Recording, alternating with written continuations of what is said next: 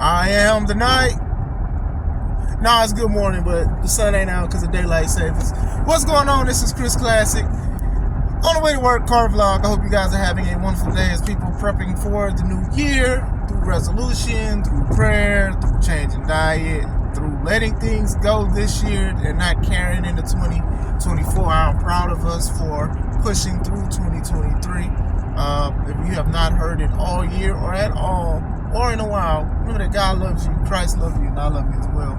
Truly grateful for this year and everything that has happened, ups and downs. I've had a lot of times where I smiled, laughed, and sometimes where I cried. But I'm praying and thankful for the dominion and authority that God has instilled upon me to just continue to carry on. Make sure to subscribe to this channel, the Take It Home Podcast, where I talk about professional wrestling topics. I interview professional wrestlers, and I put my matches up as Classic Alpha on the independent scene. Also, subscribe to my second YouTube channel, C3 Ultimate Wrestling. That is me and my wife's professional wrestling company, where we have a lot of our matches from previous shows, and we have news that is dropping New Year's Day. Thank you, guys. Wrestling news time. Wrestling news. I got two topics I want to speak about. First one is the Young Bucks in AEW.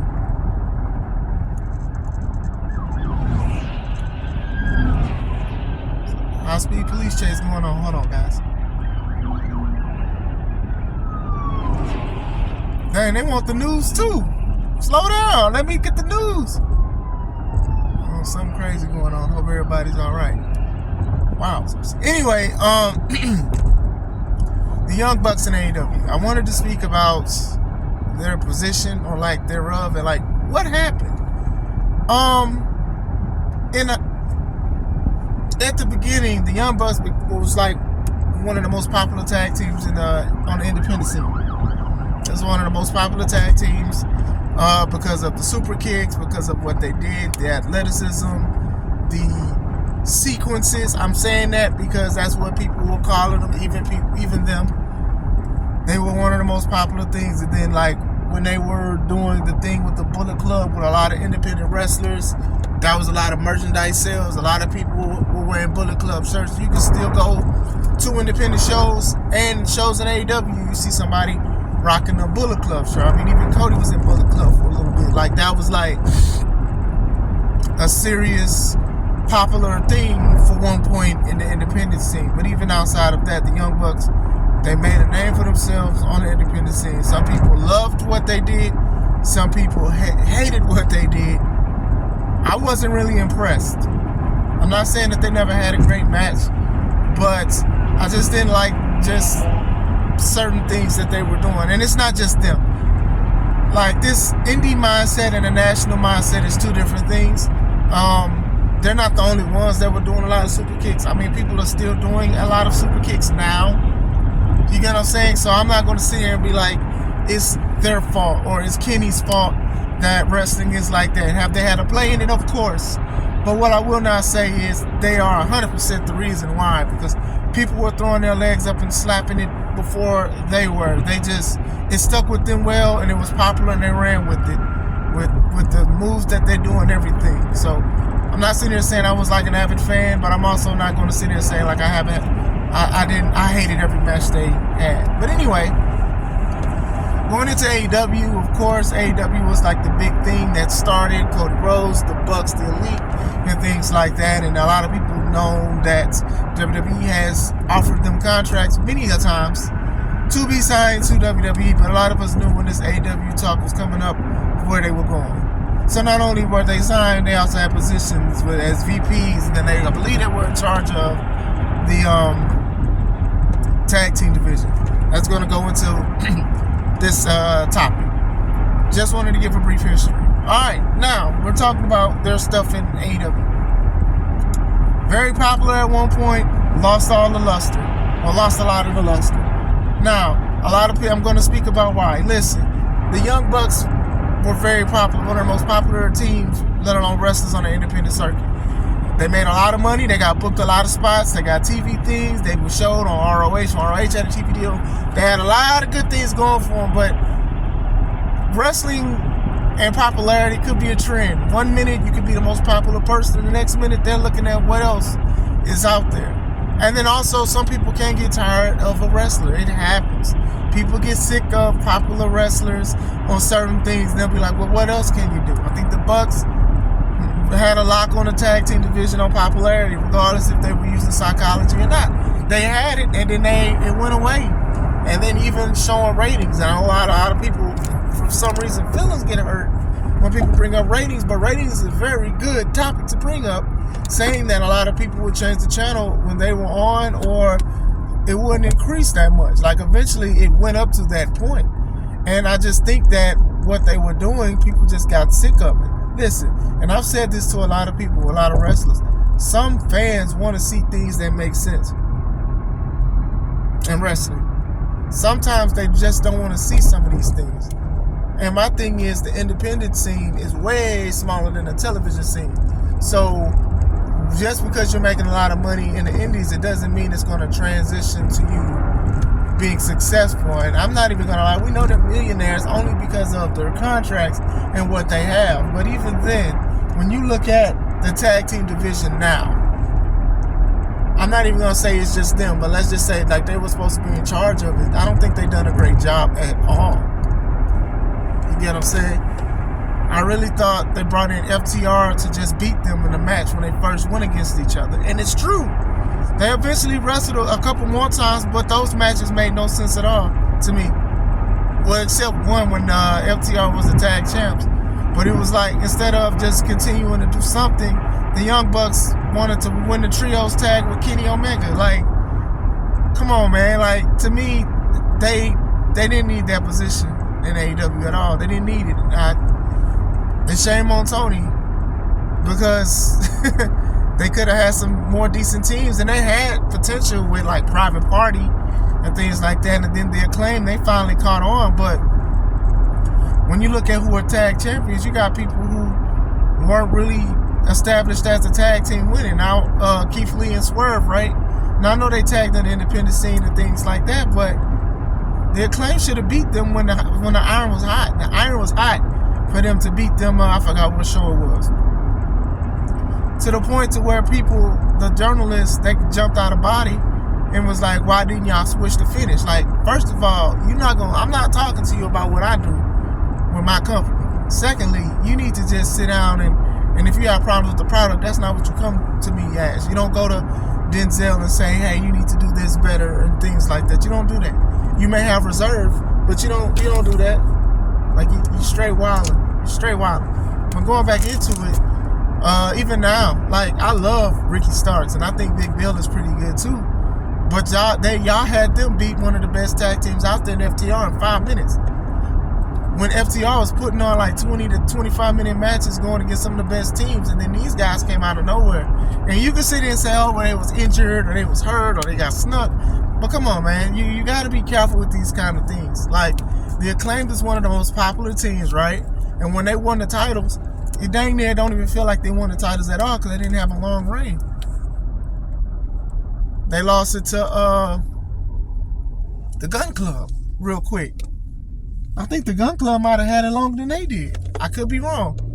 So it's like, even with that, like, they're showing that they have no reason to be VPs or anything like that. Even with the CM Punk situation.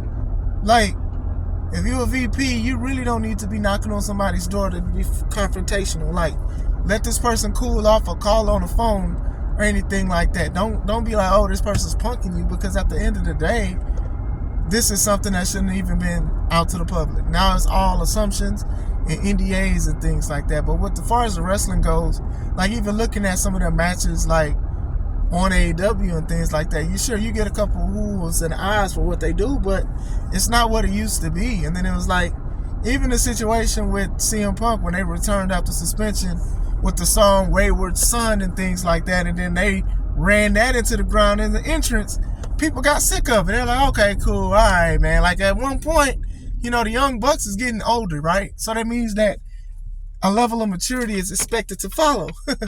And it's like, a lot of the antics, people just wasn't rocking with. Now, they could bounce back. I know they're taking a break, and And maybe this is something that is needed. But yeah, I think that what they did was, I just think that their popularity was just, they just lost some popularity. And like I said, it's not just on them. It happens. People be like, oh, well, maybe I like this person or somebody else or anything like that. Or it happens. But sometimes your antics too. Oh, okay, they're making fun of the CM Punk thing. Oh, another flip. Like, people really are, like, not a lot. Well, I say 50-50. I can't speak for everybody. But some people are really like, we need something else. Like, what else are you going to do? So, even with that, one of their wives was part of merchandise. And a lot of reports are coming out, not 100% sure. A lot of people are saying, like, she didn't do her job well. And I'm, like, listening to some stuff, and I'm like, yeah, that's kind of wild. Like, AEW works with a company called Pro Wrestling Tees, and I believe, yeah, they're in Chicago. And a lot of these guys make some great shirts, so shout out to them and everything they continue to do. A lot of guys who I wrestle with or in the same company with and stuff, they got shirts that are on their wrestling store. So check it out and look at what they have. But going into it, a lot of people are saying, like, the merch stuff at arenas, they weren't great. Like, they had the AEW shirt, you know, the shirt that says AEW on it, and a couple of wrestlers' shirts, but they didn't really have, like, a big selection. So a lot of people were upset with that, because some people would rather go to an arena and pay for a shirt. They don't want to order it and rather rock it at the show. I'm sorry. So they were saying that they didn't have a limited selection. And then there's reports of saying that instead of actually trying to do more for merch, she would do stuff like she want a Sting snow globe. Like, look, don't nobody want no Sting snow globe. People want shirts. They want foam something or whatever like that. And I talked to my homies about it. And I was like, are they selling things for, like, the Acclaim microphones or things like that? Are they selling Penta masks? And some of them who went, they were like, no. Stuff that would sell. For example, the devil situation that's going on in AEW. Y'all should be selling devil masks to sell the story on who the devil is, because maybe the devil is in the freaking crowd. Y'all could be selling these masks and making a lot of money, because I think that people would actually buy these masks. People will buy merch. Are y'all selling Orange Cassidy sunshades? Like, what are y'all doing? Like, y'all not selling, like, small stuff outside of the shirts. But even listening to Jim Cornette and Brian Last, you know, some of the shirts that they did make, I don't think a lot of people was invested in. And the Jay had a shirt that said fat butt and a bad attitude. How many dudes gonna rock that shirt? How many women are gonna rock that shirt? I think non-wrestling women fans would probably rock that shirt if they seen it somewhere, but they're not going to AEW shows to get this shirt. The Anna Jay shirt, when she had the black eye. Even I thought that was distasteful to me. Some people liked it, some people did not. I thought it was pretty distasteful. I'm not even gonna lie to you guys. But even Will Hobbs' shirt, Big Blacked and Jacked. Where have we heard that before? How many people gonna want to rock that? There was a white dude who rocked it, and people got mad at him for rocking it, even though he was supporting a wrestler. Big Blacked and Jacked. Like, to me, that's not creative. Like, this lady, when they said was making a lot of money, they should have been putting orders for Pro Wrestling Tees to get, now I don't have to say every shirt, but if somebody is popular, you got to get their shirts so you can sell that at the show and things like that. So it feels like she cut the middleman. Now, I hope it's not 100% true, but that's what it's looking like if all y'all are selling is just AEW shirts. This is, you know, and if AEW is supposed to be considered an upscale, quote-unquote, indie company, which it is not, by the way, then you should know that indie wrestlers' merchandise is very important to sell to make ends meet and things like that. So if you only got like 5 different shirts off of something that's with either the Bucks or the Elite and AEW, like, the Elite ain't popping like that right now. So you need to move on to stuff that is popular, like an Orange Cassidy. At one point, Chris Statlander. And I'm not sitting here saying I looked at everybody's shirt that went to a show, but I haven't seen a lot of the Pro Wrestling Tees stuff. Only the stuff that is slightly promoted at the shows. So it's just me.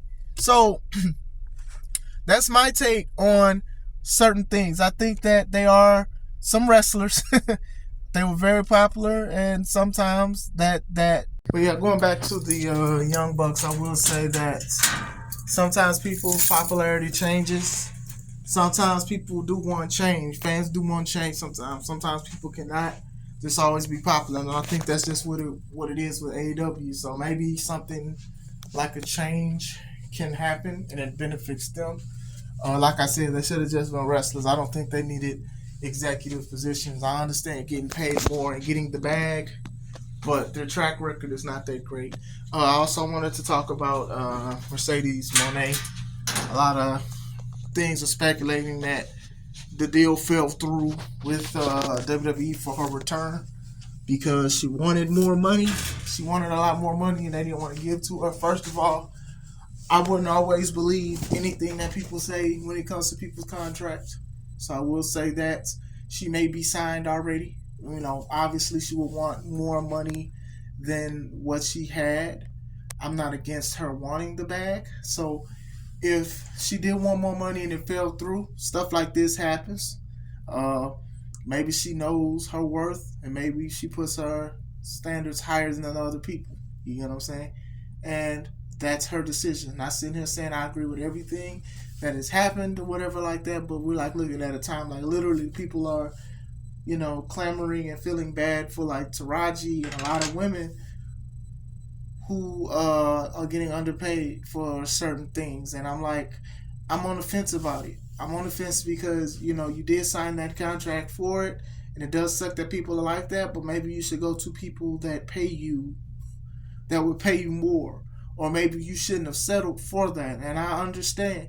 But like look, God forbid, if I lose my job, I gotta go flip burgers. I gotta go do something. I got kids at the end of the day. I got a house I have to obtain. I have a wife I have to take care of. So that's my thing on certain things. However, if you do feel like you need more money or you need something and you don't want to settle, that's fine too. I think that Mercedes will make money elsewhere. It may not be that much, but she will make money elsewhere. She want to do independent. She want to return to Japan. She will be good. I think she will be good monetary wise. Maybe she wants to prove a point or do something. Like the numbers that are speculating are she wanted more money than what Charlotte is getting. Now, me, I would personally have her getting a little less or as much as Charlotte, but not more than Charlotte. Like, I do not care what people say. Charlotte is one of the ones. And I think that Sasha's also one of the ones too. But this is like a big investment. Like, I wouldn't be that happy to pay somebody a lot more money than what they had when they left. Regardless of who was right and who was wrong, I don't know if I want to just continue to like give you more than the person who has not left the company. And albeit Charlotte has done some crazy things like the Becky Lynch title thing, dropping the titles and things like that. But, you know, she technically like didn't like leave the company. So that's another thing as well. As much as I love Mercedes Mone and everything like that, yeah, I don't know if I would want to pay somebody a lot more money or whatever. You know, some people feel a certain way about her, and I understand or whatever like that. I've always felt that she will return to WWE. This just might not be that time. You know, but who knows? Maybe she's already there. Like, people just assume things. Like, you just got to be careful with these news reports about people returning and things like that, you know. So we'll see. So I just wanted to talk about that a little bit. This is your wrestling news. Let me know what you guys think of the Young Bucks, Mercedes Mone. Shoot, subscribe to the channel. This is Chris Clancy. Let's take it home.